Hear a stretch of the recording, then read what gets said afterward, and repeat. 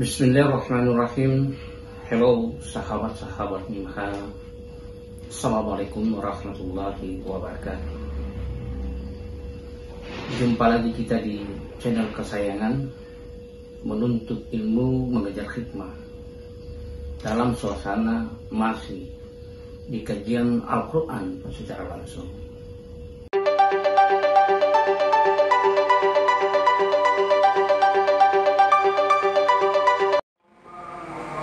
Baik, bismillahirrahmanirrahim. Assalamualaikum warahmatullahi wabarakatuh. Alhamdulillahirabbil alamin, wassalatu wassalamu ala asrafil anbiya'i wal mursalin wa ala alihi washabihi ajmain. Kembali kita tiada henti-hentinya bersyukur kepada Allah atas segala nikmat, karunia dan rahmatnya kepada kita sekalian. Malam ini kita berkumpul kembali di tempat ini untuk melanjutkan kajian kita. Insya Allah malam ini merupakan malam yang penutupan kajian kita. Jadi setelah kajian ini kita akan tetap berkomunikasi baik melalui media sosial maupun melalui telepon. Saya buka telepon untuk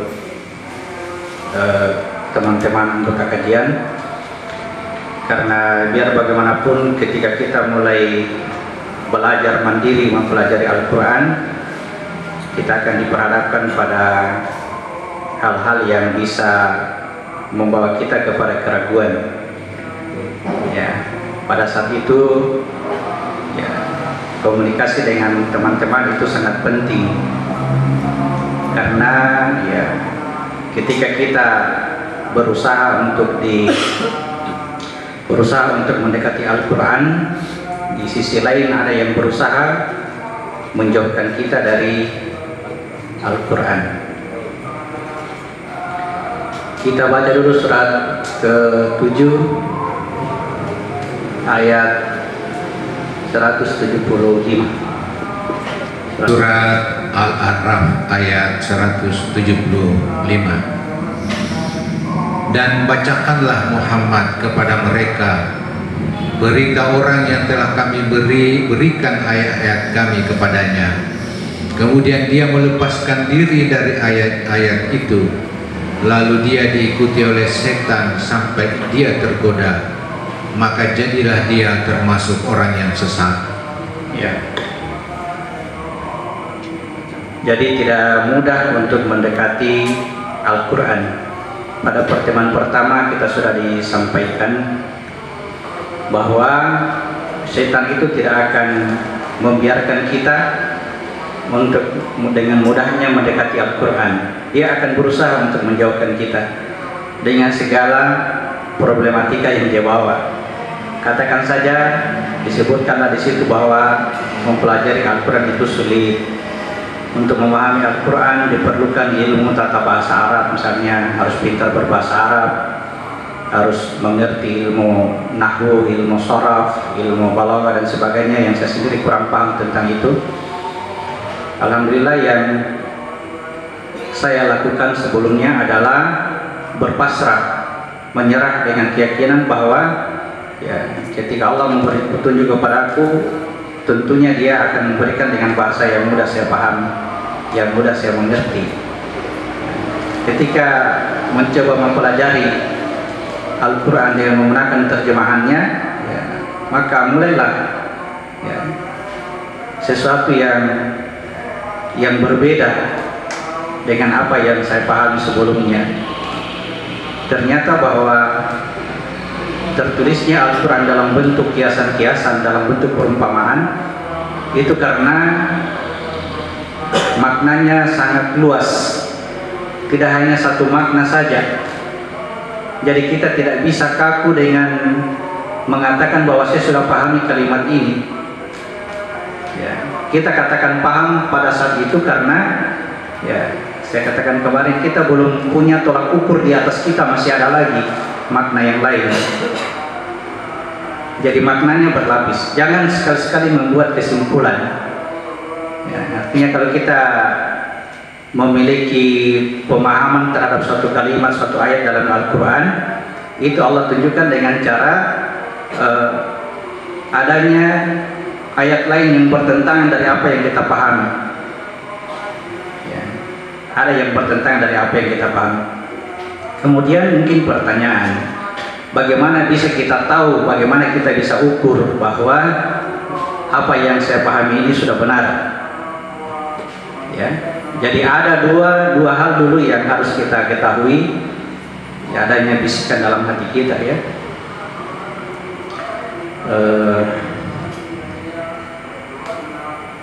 Allah memberitakan bahwa Rasulullah itu tidak mengikuti hawa nafsu. Wa ma yantiqu 'anil hawa in huwa illa wahyu yuha. Gitu ya. Surat ke-53 ayat 3 dan 4.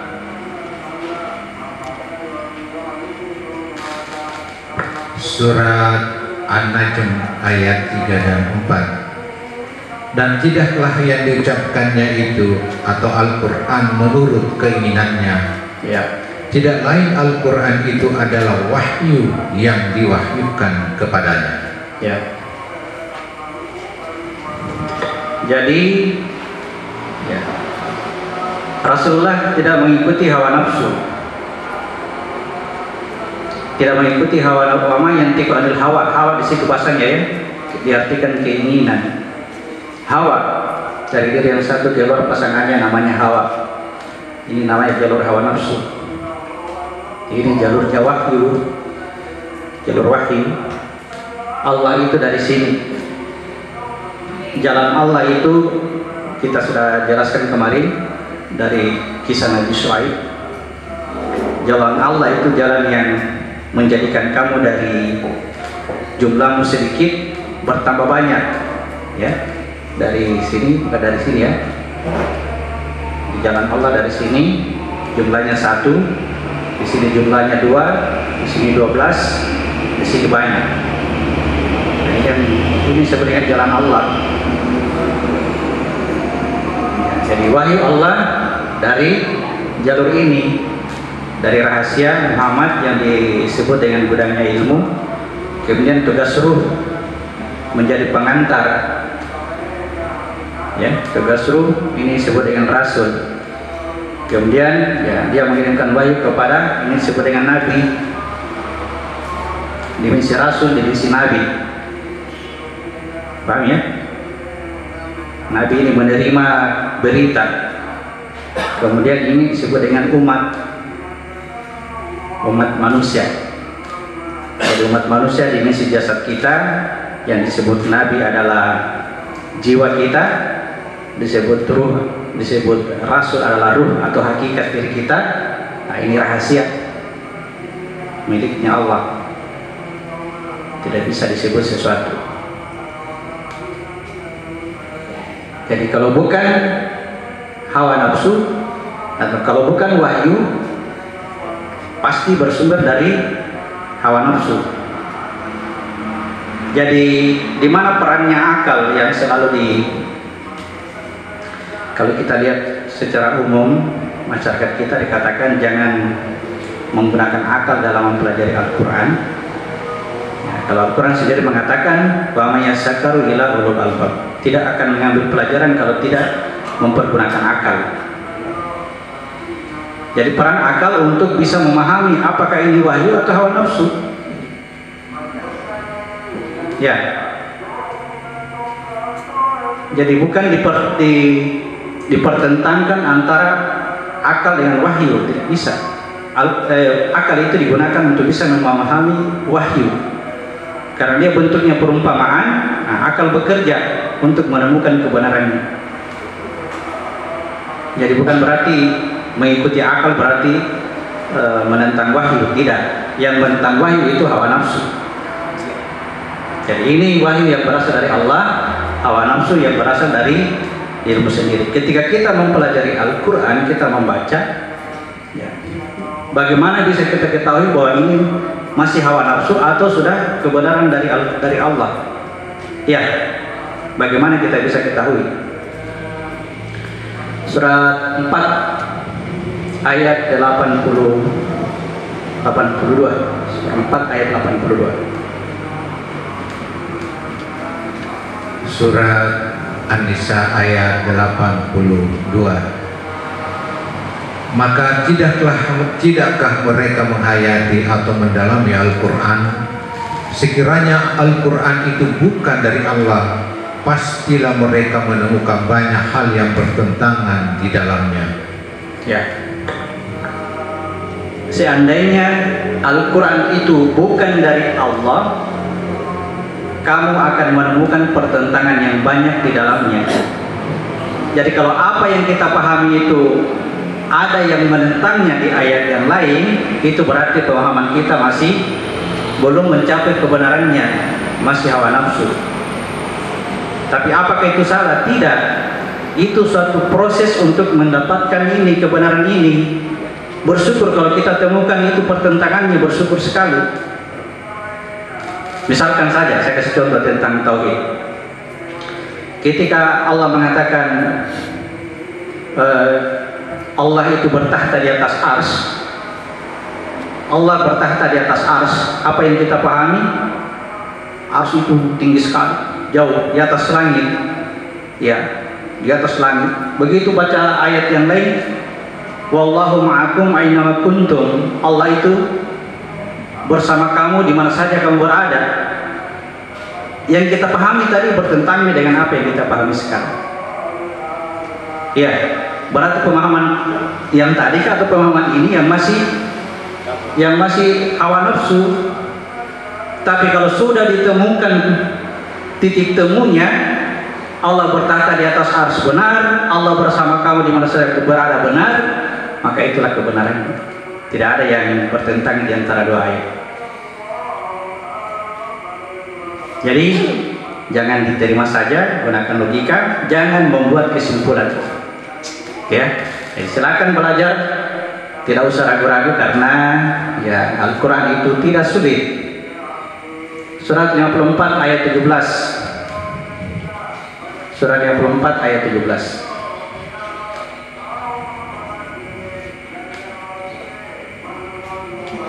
Surat Al-Qamar ayat 17.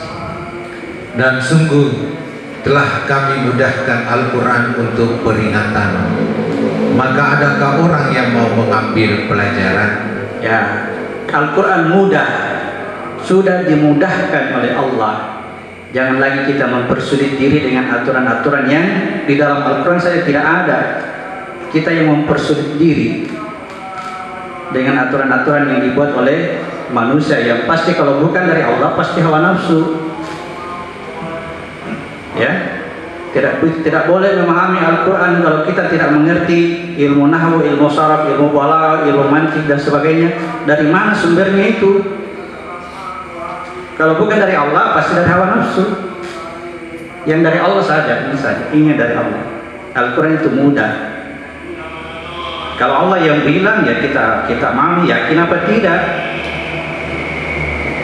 Keyakinan sangat menentukan. Begitu datang kepada Al-Quran, Al-Quran yang saya baca ini suara Tuhan, ini suara Tuhan, ini suara Tuhan. Begitu keyakinan ini suara Tuhan. Bagaimana bisa kita dekati suara Tuhan, kita baca lalu kita singkirkan dia, kita baca buku yang lain, suaranya manusia. Ini yang kita menjadikan petunjuk, suaranya manusia, suara Tuhan tadi. Ya.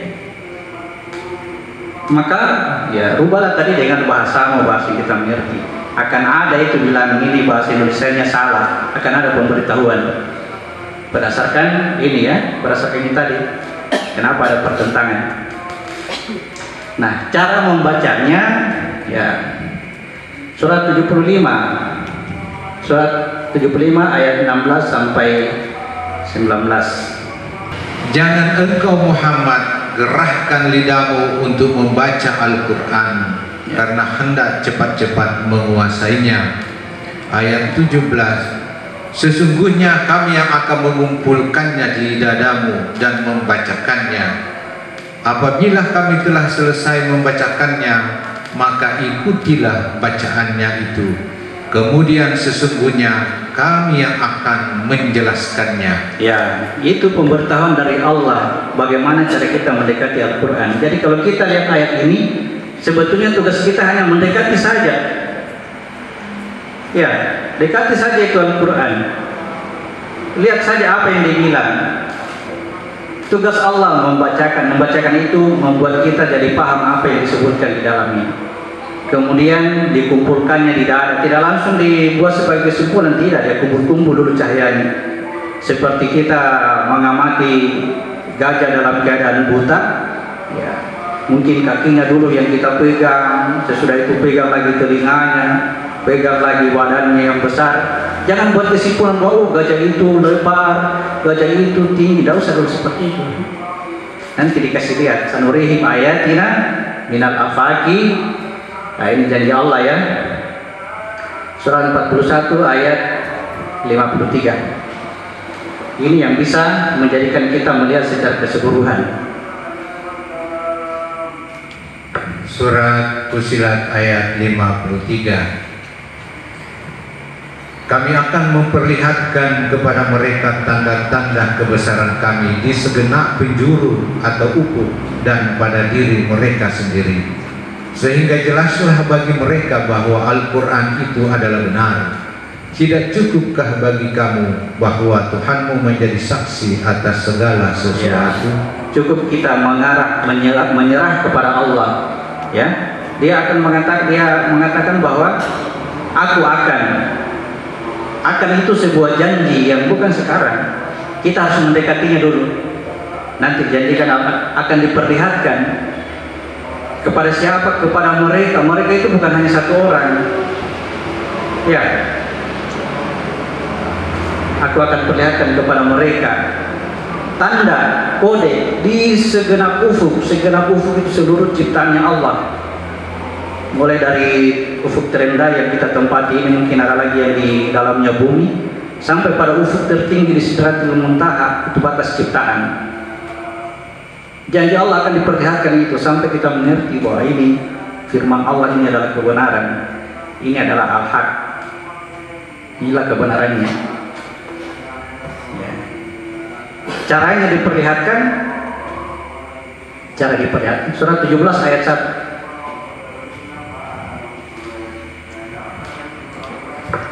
Surat Al-Isra ayat 1. Maha suci Allah yang telah memperjalankan hambanya Muhammad pada malam hari dari Masjidil Haram ke Masjidil Aqsa yang telah kami berkahi sekelilingnya, agar kami perlihatkan kepada mereka sebagian tanda-tanda kebesaran kami.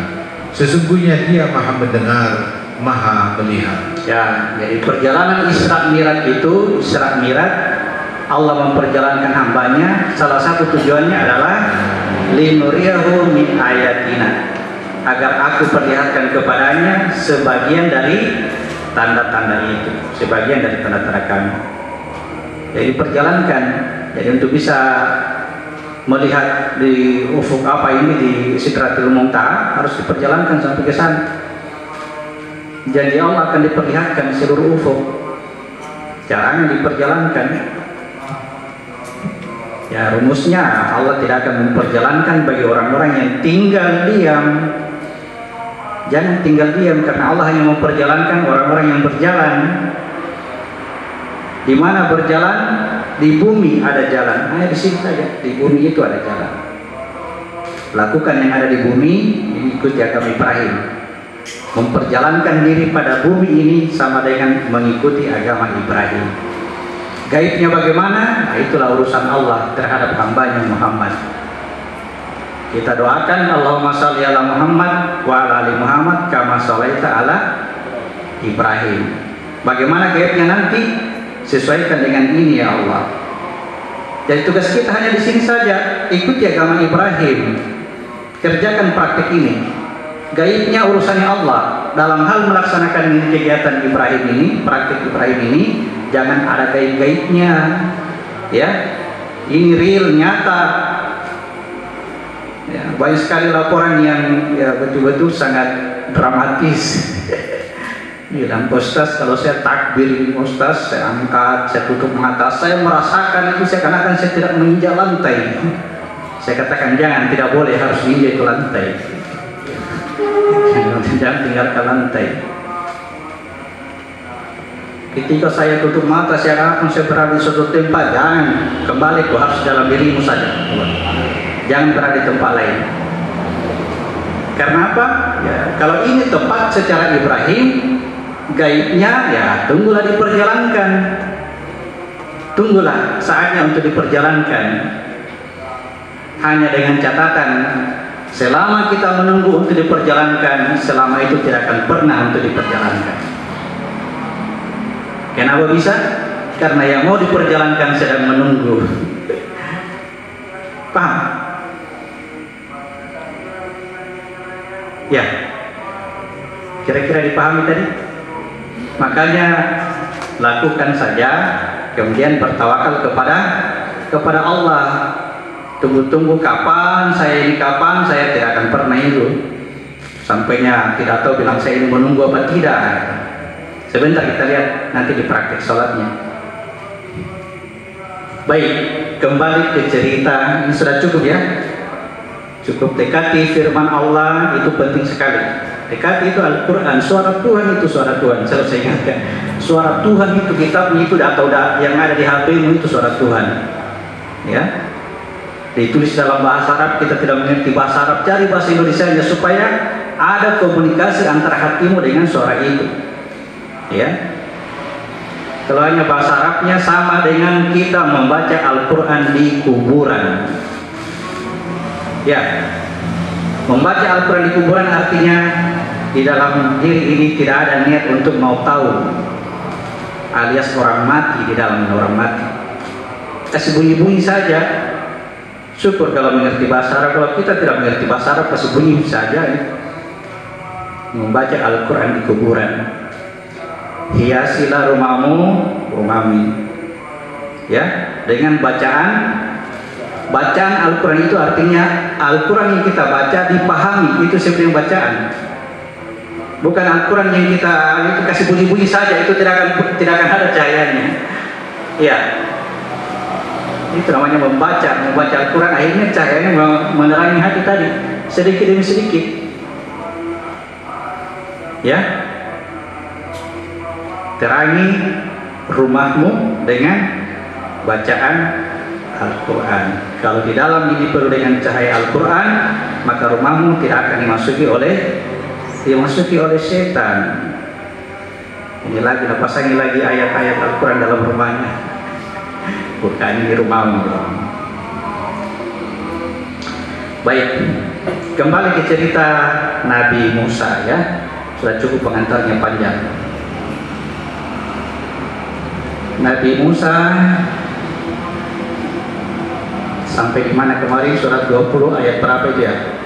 Yang Musa melemparkan tongkatnya, kemudian keluar menjadi ular. Coba ayat 19 kita baca, surat 20 ayat 19. Kita sudah mengerti tongkatnya Musa? Ya? Belum. Ya. Oh, tidak ikut. Pantas karena belum.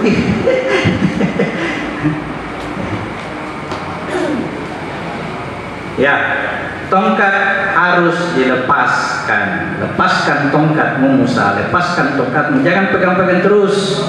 Ya, kalau dipegang itu di sana itu banyak sekali ular-ular palsu. Ya, dari mana ular palsu? Dari orang-orang yang memegang tongkatnya sendiri. Ya, tongkat adalah kemampuan untuk memahami pengetahuan. Tongkat adalah huruf. Ini tongkat, kasih gambar besar-besar bukan? Ya, ini adalah kaf. Ini qalbu.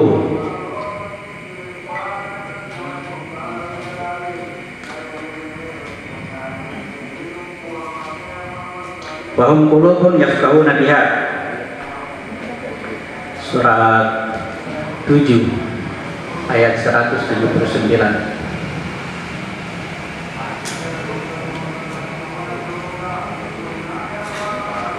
Surat A'raf 179. Dan sungguh akan kami isi neraka jahanam banyak dari kalangan jin dan manusia.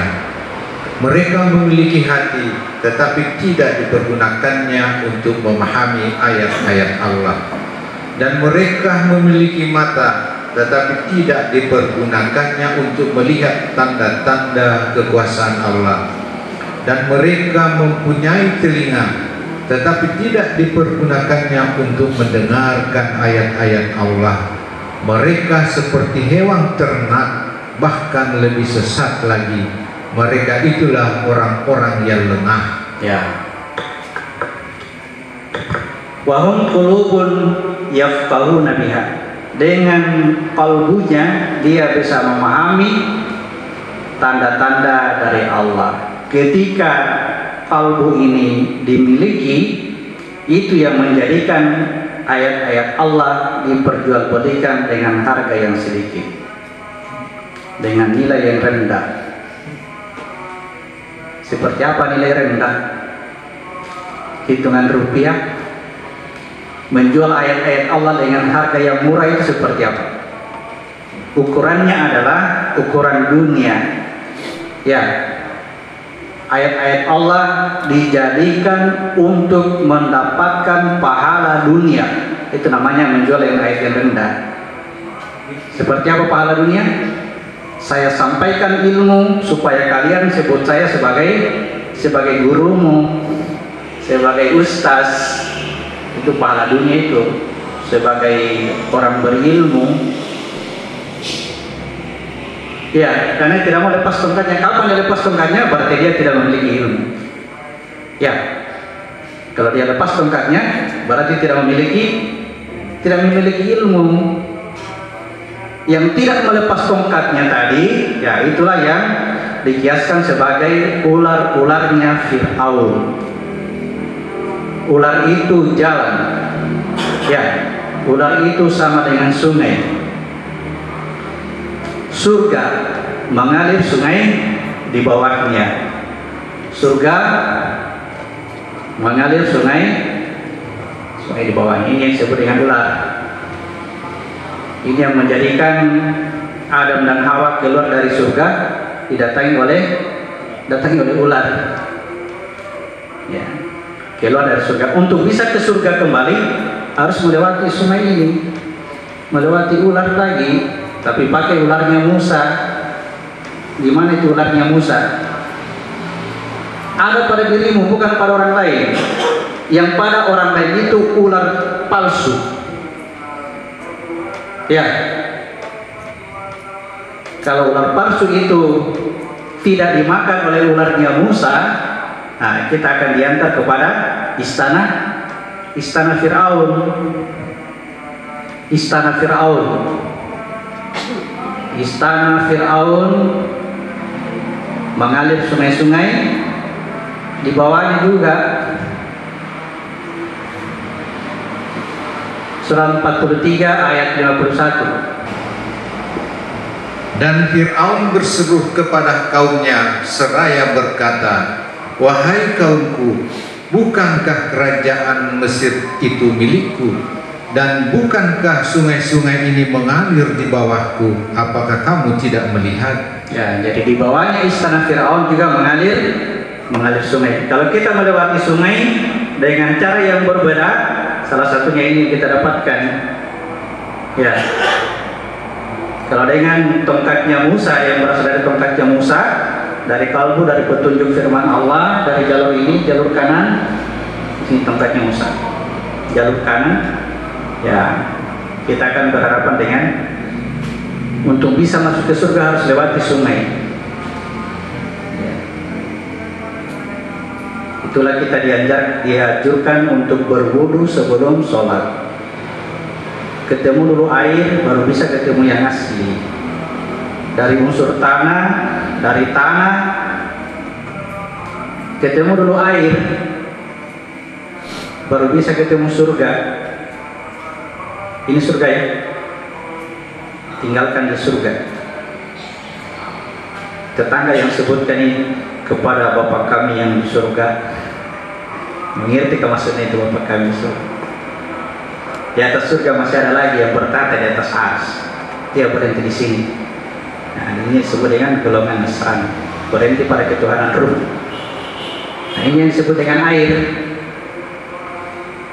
Ini kalau ini disebut dengan Isa, persyaratan untuk bisa masuk menjadi pengikut Isa harus di Alhamdulillahirrabbilalamin. Demikianlah tadi sekian yang kami persembahkan untuk sahabat-sahabat Mimah yang ada di sana.